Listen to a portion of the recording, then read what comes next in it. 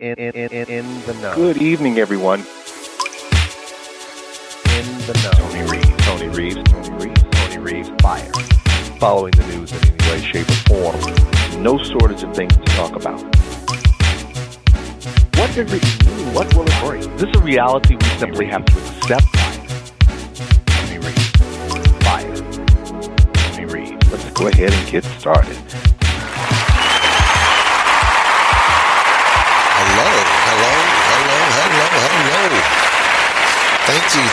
Thank you.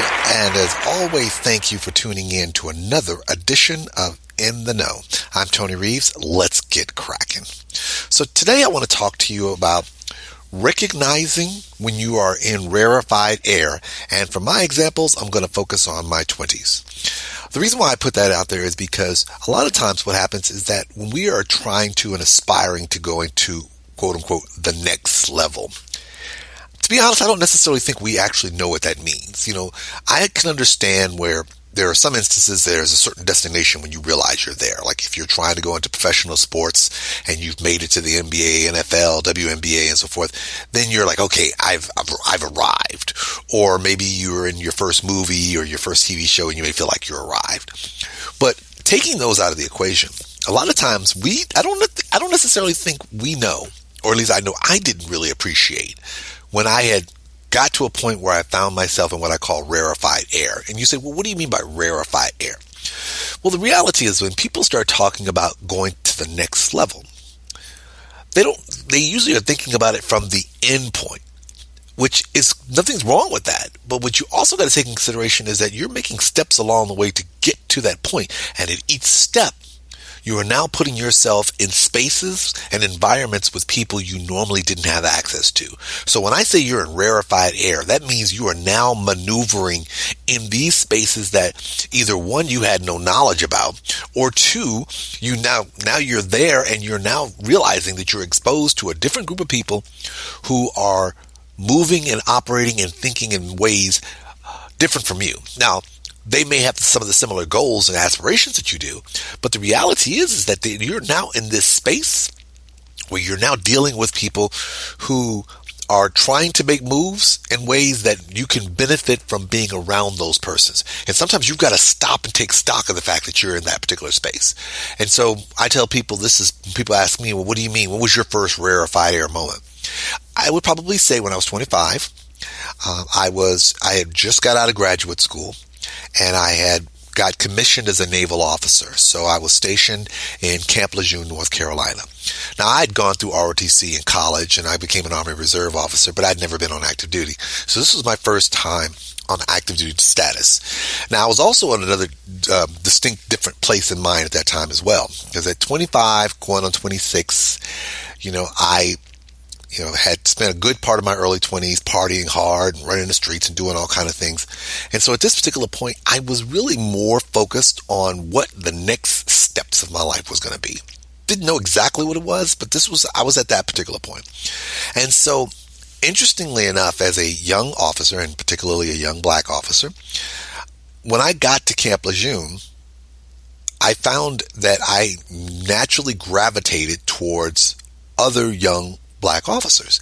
And at first I didn't really think about it like that, but when you're in a space where the officer corps is not very big, and importantly, the officer corps for people of color wasn't very big, anytime I would run across someone or move in particular spaces, I got the opportunity to interact with individuals that gave me the opportunity to meet others.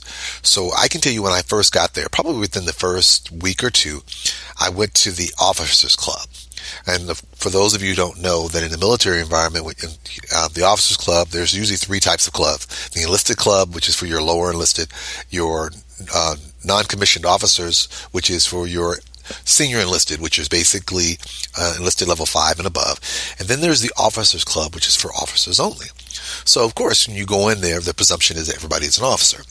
So when I came in, I saw a couple of other young officers, and I had a couple approach me. They were like, "Oh, where are you at?" And I'm like, "Oh, I'm a naval officer over here at Camp Lejeune. I'm a naval officer over here at the hospital." As a result, I got the opportunity to be introduced to other young officers. And what that did is that gave me an idea of who the young persons were in that particular environment that I could interact with. And then what became interesting is that because I'm a member of Alpha Phi Alpha Fraternity Incorporated, I got the opportunity to find out that there were other black fraternities and sororities members there who were in Greek letter organizations who were officers as well. Long story short, as a result of meeting these people, what I found was the places they went to interact with each other was not normally well known. Back then, you figure you're 25, 26. Most of us are at that particular, when you're that age and so forth, most of the young officers that you're running around with are either going to be, and I'm going to use not the naval ranks, I'll use the other branch ranks. You're second lieutenant, first lieutenant, and captain. So you're usually running in that core group. And so there were a lot of little clubs and local shake places in the area. But when it came time to wanting to interact with other officers who had aspirations of doing other things, what I found very quickly was that a lot of them had social gatherings that they would put on that was just for them. And I wouldn't say that they were being exclusive, but yes, in a way, that's what they were doing. So I ended up, in my place, I had a couple of officers who worked at the hospital and were at various clinics. So I got a chance to hang out with different officers who, as a result of their relationships, it was not uncommon. I was going to barbecues and, playing cards and dominoes at these environments where it was just us. Just young officers. And you say, well, how is that any different from running the streets? Well, the reality is that in this instance, I'm talking and I'm sitting around people and we're in an off the books, out of the workplace environment, keep it to ourselves. And we use this as an opportunity to interact with each other. We are all aspiring to different things. Some of us are aspiring to serve our time and get out. Some of us were aspiring to move up in the ranks. Some of us are going to be moving point A to point B. And by doing so, what we found was we were able to establish a network, or there was a network that was established that I got access to, of young professionals who were moving in different spaces, because almost all of the young officers had relationships professionally outside of the military that I was able to get access to.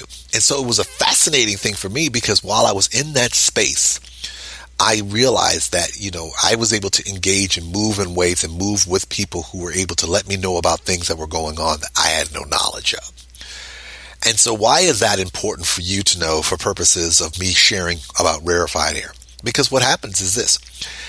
If I'm not a young officer there, I don't get access to those people. Like, it's funny because I used to run across other young enlisted or something. They would ask the question, where does black officers hang out? Well, we hang out. You just don't see us because we would move in places where it would just be us.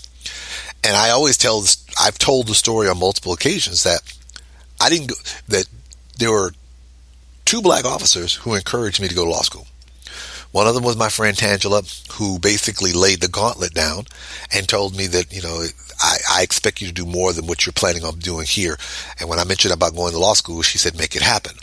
And then another officer who was a JAG officer, who was an attorney herself, gave me tips on what I should do if I'm thinking about it. She said, if you're thinking about going in, I want you to pick this school that does this. I want you to think about this, and this. So I had one person encourage me to go, and another one gave me the tools to select the right school for me. And I have to be honest with myself. I don't know if I make that selection to go to school, if I don't have the ability to interact with those young officers. I don't know if I become who I am today professionally if I didn't get the opportunity to interact with those persons and being in those spaces. I stress this because of this point. A lot of times what happens is as we do things and as we progress and do certain things professionally, we're going to find ourselves being put in certain situations with individuals we've never interacted. The other part of this that I didn't share with you is that I had spent from my undergrad years, from age 18 all the way up until the undergraduate school in 26, about 8 years in the Tampa Bay area. So I had never, I had been in 2 states for literally the bulk of my life. My first 18 years in Arkansas, which is where I'm from, and the next 8 years in Florida, where I went to school and graduate school. So going here was my first time. This was literally my first job out of Florida as a young professional. And I was fortunate enough to interact with quite a few of these officers in that area that gave me insight that helped me maneuver professionally as a young officer, but also give me insight about things that I should think about going forward professionally. Because guess what? I had a fleeting thought about going to law school, but I did not have an aggressive one. But having someone challenge me to do something greater than what I was doing before opened my mind to greater possibilities beyond what I was thinking.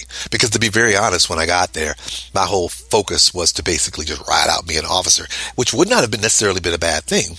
But the fact that I had people who challenged me to look beyond, greater than, and build upon what they thought I was capable of doing was an awesome, awesome thing.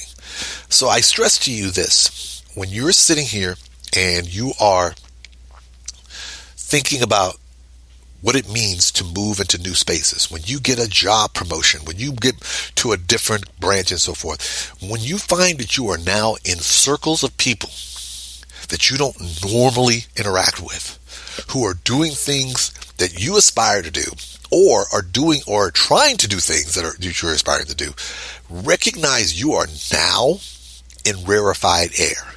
You are now in a situation where you have the ability to have access to people that, whether you want to believe it or not everyone has access to.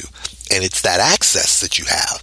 And being around those individuals is what gives you the ability to take that step to the next level that you are aspiring to take. All right, everyone. Again, thank you for tuning in to another edition of In the Know. You know, you can always find me on most, if not all, hearing platforms, having this hooked on phonics moments. So whatever your favorite listening device, check me out. Spotify, Apple Podcasts, whatever the case may be, you can check me out there. And of course, if you want to find me on social media, it's my name is Reeves. Just go to any one of them, whether it be X, Instagram, Facebook, and you can find me there. Or as always, you can type in anthonyreeves.com and you can find me there as well. Thank you very much for tuning in to another edition. And as always, I like to end the show with my favorite question of the day. Are you ready for the Anthony Reeves experience?